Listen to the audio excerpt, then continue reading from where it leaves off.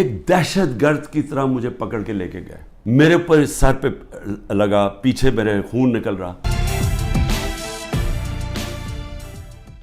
70 سال سے قانون یہ ہے کہ جب گفٹس ملتی ہیں پرائم منسٹر کو, پریزیڈنٹ کو, آرمی چیف کو, منسٹرز کو, جن کو بھی جب گفٹس ملتی ہیں تو وہ کیا ہوتا ہے, وہ سیدھا توشہ خانہ میں جاتی ہیں. توشہ خانہ کے اندر اس کی ویلیو نکالی جاتی ہے. ویلیو کیسے نکالی جاتی ہے؟ وہ ایف بی آر سے علیحدہ ویلیو لیتے ہیں, اور پھر ایک اپریزر ہوتا ہے جو انڈیپینڈنٹ ہوتا ہے, اس سے علیحدہ ویلیو لیتے ہیں. وہ جو ویلیو زیادہ ہوتی ہے وہ آ کے بتاتے ہیں کہ جی آپ نے بتائیں یہ اس کی ویلیو ہے, ان کے زمانے میں 20% دے کے آپ خرید سکتے ہیں اگر آپ رکھنا چاہیں. ہم نے اس کو 20 سے 50% کر دیا کہ آپ 50% دیں, وہ گورنمنٹ کو چلی جاتی ہے اگر آپ رکھنا چاہیں. یہ ہے قانون. میں نے اسی قانون کے مطابق کئی گفٹس لی, کئی میں نے نہیں لی. مجھے یہ بتائیں کہ اس میں میں نے غلط کام کیا کیا ہے؟ سارا ریکارڈ وہاں پڑا ہوا ہے. جو میں نے گفٹس لی, جو بھی میں نے فیصلہ کیا میں نے بیچ دی ہیں, اس کے اوپر کیپٹل گینز ٹیکس وہ سارا ایف بی آر میں نے ڈکلیئر کیا ہوا ہے. سارا کچھ میرا ڈکلیئرڈ ہے. اس میں نے غلط کام کیا کیا؟ یہ کہہ رہے ہیں کہ جناب وہ اس کی غلط ویلیو دکھا دی. بھئی غلط ویلیو دکھا دی تو ان سے پوچھے جو ویلیو نکال رہے ہیں. میرا تو کام نہیں ہے ویلیو کی, میں تو نہیں جا کے بیچ رہا, میں تو نہیں اسیس کر رہا. مجھے تو جو ہے ایم ایس جو ہوتا ہے ملٹری سیکٹری آپ کا, وہ آپ کو آگے بتاتا ہے کہ جی یہ اپریز ہو کہ یہ آئے ہے اس کے ویلیو, آپ فیصلہ کر لیں آپ نے لینی ہے نہیں.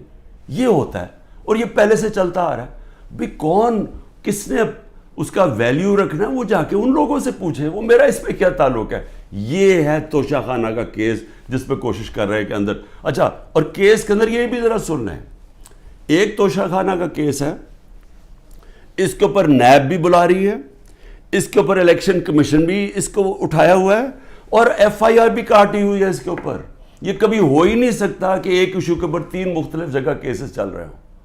تو صرف اور صرف میں اس طرح بتانا چاہتا ہوں کہ یہ جو مذاق ہو رہا ہے میرے ساتھ, اب تک 170 کیس ہو چکے ہیں اور بڑھتے جا رہے ہیں ہر دوسرے دن.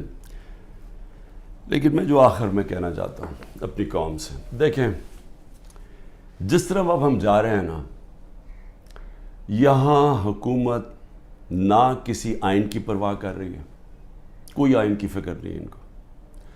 اداروں کو انہوں نے تباہ کر دیا, کیونکہ اداروں کا 1 پوائنٹ ایجنڈا ہے کہ کسی نہ کسی طرح تحریک انصاف کو ختم کیا جائے.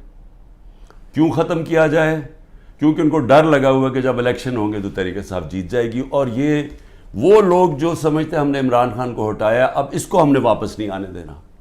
یہ سارا ملک تباہی کی طرف صرف ایک 1 پوائنٹ ایجنڈا پہ جا رہا ہے. اب میں اپنی قوم کو کیا کہنا چاہتا ہوں, دیکھیں ہم نے فیصلہ کرنا ہے کہ کیا ہم نے اب اس خوف کی زنجیروں کے اندر اپنے آپ کو غلام رکھنا ہے. میں نے آپ کو بتا دیا کہ آزاد قوموں کے اندر ایسی چیزیں نہیں ہوتی.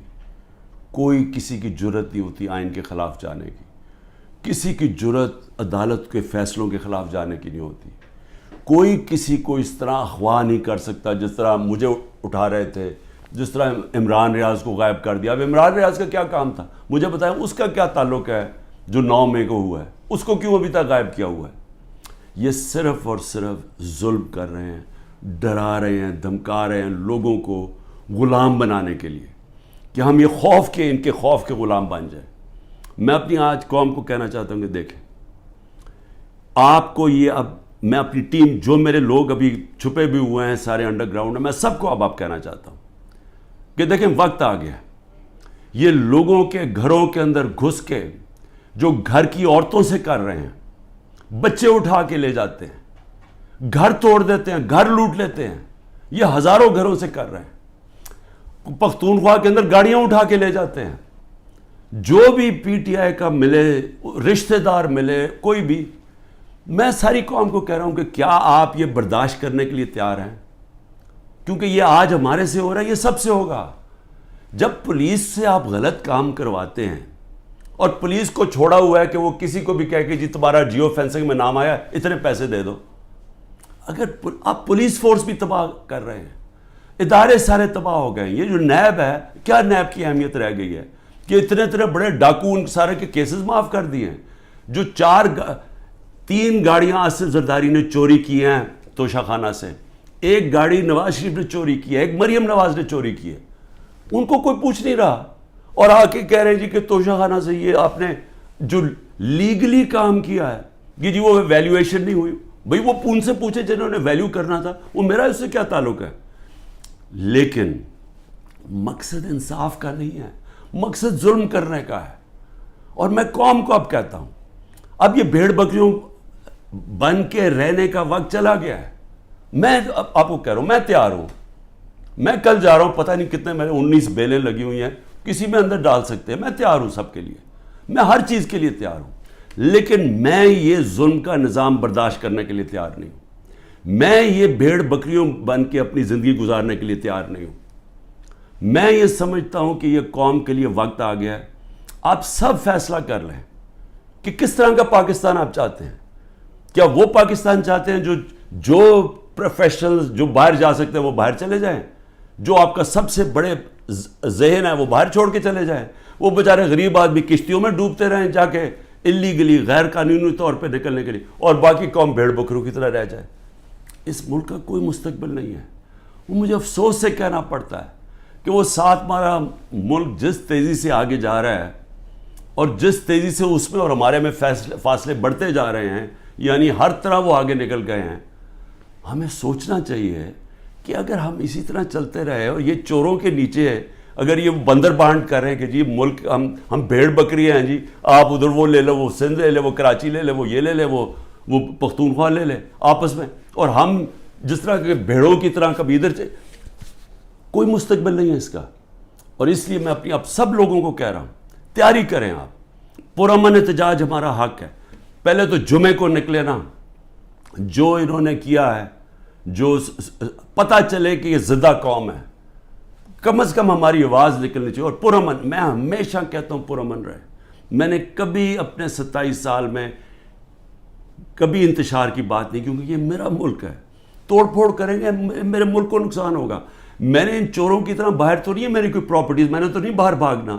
انہوں نے تو ابھی میں آپ کو کہہ رہا ہوں کہ جب انہوں نے الیکشن اناؤنس ہی ہوا, انہوں میں سے لوگوں نے باہر بھاگنا شروع کر دینا, کیونکہ ان کو پتہ ہے کہ ان کا جو انہوں نے کیا اس ملک کے ساتھ, ان کو پتہ ہے کہ قوم نے ان کو بخشنا نہیں ہے, انہوں نے بھاگنا ہے باہر.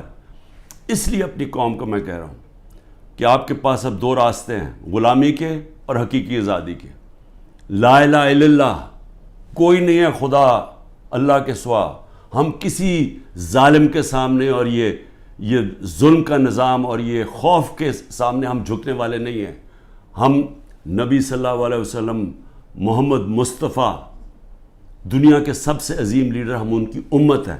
اور وقت آ گیا ہے کہ ہم اب اپنا سٹینڈ لیں اور پرامن طریقے سے تیاری کریں نکلنے کے لیے سڑکوں پہ.